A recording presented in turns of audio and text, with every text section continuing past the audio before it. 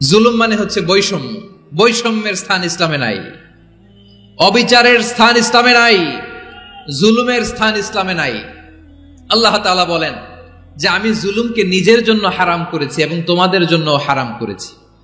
বিশ্বনবী ফরমান, আল্লাহ তাআলা বলেন হাদিসে কুদসিতে, ইয়া ইবাদি ইন্নী হারামতুয যুলমা আলা নাফসি ওয়া জাআলতুহু বাইনাকুম মুহাররামান ফালা তাযালামু। আমার গোলামেরা শোনো, নিশ্চয় আমি আল্লাহ তাআলা জুলুমকে আমি আমার উপরে হারাম করেছি, অনুরূপভাবে জুলুম করাকে তোমাদের উপরেও হারাম করেছি। ফলে ফালা তাযালামু, তোমরা একে অপরের সাথে জুলুম করো না।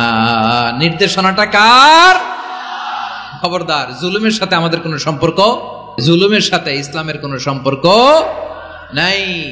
আল্লাহ তাআলা জালিমদের জন্য কঠিন শাস্তি প্রস্তুত করে রেখেছেন। যারা এই আদলকে ভুলুণ্ঠিত করে জুলুমের রাস্তায় হাঁটতে চায়, তাদের প্রাপ্য কিয়ামতের ময়দানে বুঝিয়ে দিবে কে? আল্লাহ তাআলা তাদের প্রাপ্যকে বুঝিয়ে দিবেন। এজন্য বিশ্বনবী বলে, খবরদার, তোমরা ইনসাফ করবে, আদল করবে, জুলুম করবে না। আয-যুলমু যুলুমাতুন ইয়াউমাল কিয়ামা, জুলুম কিয়ামতের দিন অন্ধকার হয়ে জালিমের ঘাড়ে চেপে বসবে। আবার বিশ্বনবী বলতেন, ইত্তাকি দাওয়াতাল মাজলুম, খবরদার, তোমরা মজলুমের কান্নাকে ভয় করো। ফাইন্নাহু লাইসা বাইনাহু ওয়া বাইনাল্লাহি হিজাব, কেননা মজলুমের কান্নার মাঝে আর আল্লাহর আরশের মাঝে কোনো পর্দা থাকে না। বিশ্বাস হয়? এই কথা বিশ্বাস হয়? এর জলজ্যান্ত প্রমাণ তো আমরা নিজেরাই দেখলাম। হ্যাঁ, মজলুমের কান্না ফুলে ফেপে মহিরুহ হয়ে পাহাড়ের মতো হয়ে বিস্ফোরিত হয়ে জালিমের মসনদকে ছারখার করে দিয়েছে। এর প্রমাণ তো আমরা নিজেরাই তো দেখলাম। জালিমের পরিণতি কি হয় আমরা জীবদ্দশাই তো দেখলাম। এমনও কোনো জুলুম নাই যে হয় নাই, ঠিক কিনা বলেন? আহারে জুলুম, আহারে জুলুম। রিসেন্টলি আয়নাঘরের কিছু ছবি প্রকাশিত হয়েছে সোশ্যাল মিডিয়ায়, দেখেছেন আপনারা? ছোট্ট একটা জায়গা, স্বাধীন মানুষকে প্রাণীর মতো, পাখির মতো খাঁচায় বন্দি করে রেখেছে। কখন দিন কখন রাত কিচ্ছু জানে না, কখন দিন কখন রাত কিছু জানে না। বছরের পর বছর কেটে গিয়েছে। এক্সট্রা জুডিশিয়াল কিলিং এর কোনো হিসাব নাই, বিচার বহির্ভূত হত্যা, এনফোর্স ডিসঅ্যাপিয়ারেন্স, গুম, যেটা সবচাইতে বড় মানবতা বিরোধী অপরাধ। কত মানুষ যে গুম হয়েছে তার কোনো ইয়ত্তা নাই। যেই ফ্যামিলির সদস্য গুম হয়েছে, তারা কি ওই লোকটার জন্য মাগফিরাতের দোয়া করবে নাকি সুস্বাস্থ্যের দোয়া করবে তারা নিজেরাও জানতো না, কারণ জানে না ও বেঁচে আছে না মরে গেছে।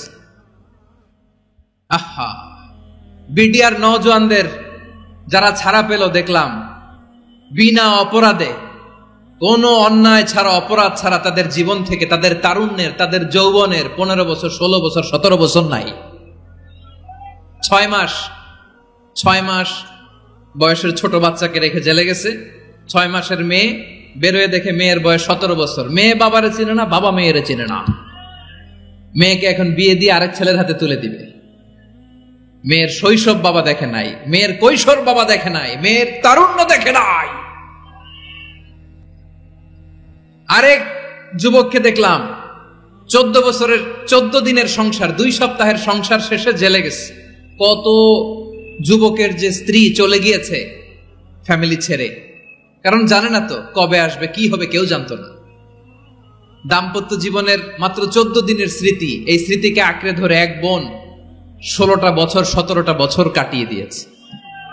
আমি নিউজটা দেখে ভাবলাম, আমার এই বোনের প্রতিটি দিন কিভাবে কেটেছে, প্রতিটি রাত কিভাবে কেটেছে, প্রতিটি ক্ষণ কিভাবে কেটেছে। বিশ্বনবী বলেছেন, ইত্তাকি দাওয়াতাল মাজলুম ফাইন্না লাইসা বাইনাহু ওয়া বাইনাল্লাহি হিজাব। মাজলুমের কান্নাকে ভয় করো, কারণ মাজলুমের কান্না আর আল্লাহর মাঝে কোনো পর্দা থাকে না।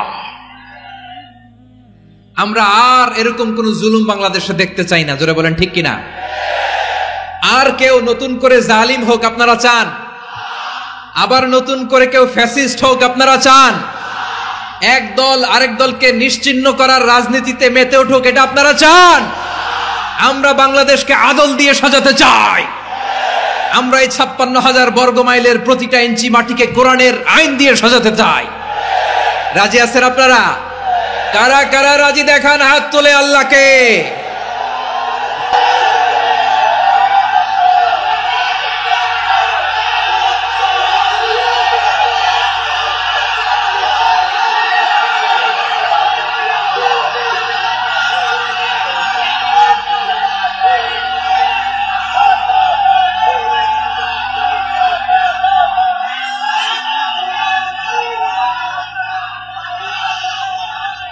বসুন আমার প্রিয় বীর চট্টলার তৌহিদি মুসলমান, আমরা আর নতুন করে কেউ জালিম হোক এটা চাই না, নতুন করে আবার কেউ ফ্যাসিস্ট হোক আমরা চাই না, এক দল আরেক দলকে নিশ্চিহ্ন করার রাজনীতি করুক আমরা চাই না। আমরা সুশাসনের বাংলাদেশ চাই, আমরা মানবিক বাংলাদেশ চাই, আমরা একটা সমৃদ্ধ বাংলাদেশ চাই, আমরা বিশ্বের বুকে সম্মান নিয়ে মাথা উঁচু করে দাঁড়াতে চাই, ঠিক কিনা বলেন? আল্লাহ বললেন এটা যদি তোমরা চাও, একটা সমৃদ্ধ সমাজ যদি বিনির্মাণ করতে চাও, মানবিক সমাজ যদি বিনির্মাণ করতে চাও, আমি তোমাদেরকে সেজন্য প্রথমে আদালতের নির্দেশ দিলাম। ইন্নাল্লাহা ইয়া'মুরু বিল আদল, নিশ্চয় আল্লাহ তাআলা তোমাদেরকে ন্যায় বিচার সুশাসন এটার আদেশ দেন। সুবহানাল্লাহ।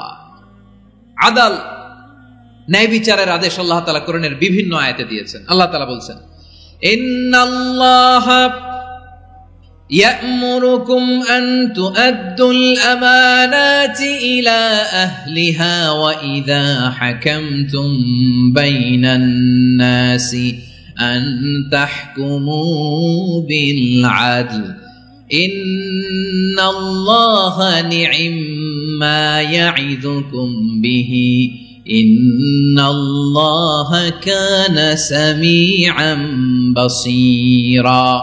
আল্লাহ তাআলা বললেন,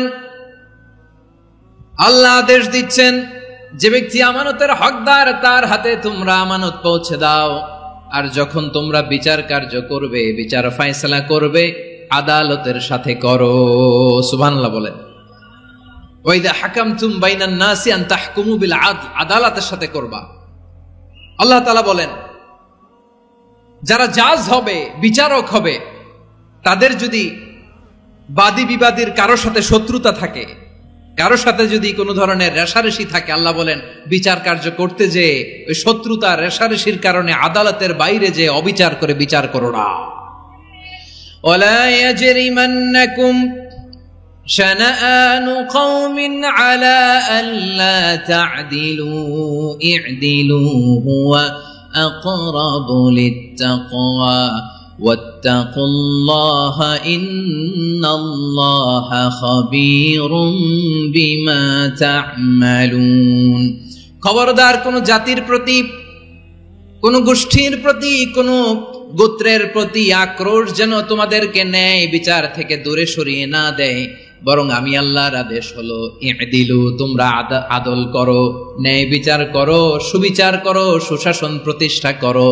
হুয়া আকরাবু লিত্তাকওয়া, এটাই তাকওয়ার সবচেয়ে কাছাকাছি। সুবহানাল্লাহ বলেন। কোরআনের বিভিন্ন আয়াতে আল্লাহ তাআলা স্পেসিফিকলি ধরে ধরে বিচার করার সময় আমরা যেন আদল করি সেটা বলেছেন। কোরআনের কোন কোন জায়গায় আল্লাহ তাআলা এই আল আদল শব্দটা ব্যবহার করেছেন। আবার একই জিনিস ইনসাফ, সুবিচার, সুশাসন, ন্যায় বিচার, ন্যায় পরায়ণতা বুঝাতে আল্লাহ তাআলা কখনো কখনো আল কিসত শব্দটা ব্যবহার করেছেন। আওয়াজ করে সবাই বলুন আল কিসত। প্রিয় ভাইরা সবাই আওয়াজ করে আমার সাথে সাথে বলুন আল কিসত। আল্লাহ তাআলা বলেন ওয়া ইন হাকামতা ফাহকুম বাইনাহুম বিল কিসত ইন্নাল্লাহা ইউহিব্বুল মুকসিতিন। যখন তুমি বিচার করবে, বিশ্বনবীকে উদ্দেশ্য করে অ্যাড্রেস করে বললেন, নবী হে, ইহুদিরা কোনো বিষয়ে মীমাংসার জন্য যদি আপনার দরবারে আসে, যদি বিচার করতে হয়, খবরদার অবিচার করবেন না, ফয়সালা যেটা করবেন কিসতের সাথে করবেন, ন্যায় পরায়ণতার সাথে করবেন, কারণ ইন্নাল্লাহা ইউহিব্বুল মুকসিতিন, নিশ্চয় আল্লাহ রাব্বুল ইজ্জাত ন্যায় পরায়ণশীলদেরকে বড্ড ভালোবাসেন। সুবহানাল্লাহ বলেন। ন্যায় পরায়ণ লোকদেরকে আল্লাহ তাআলা বড্ড ভালোবাসেন।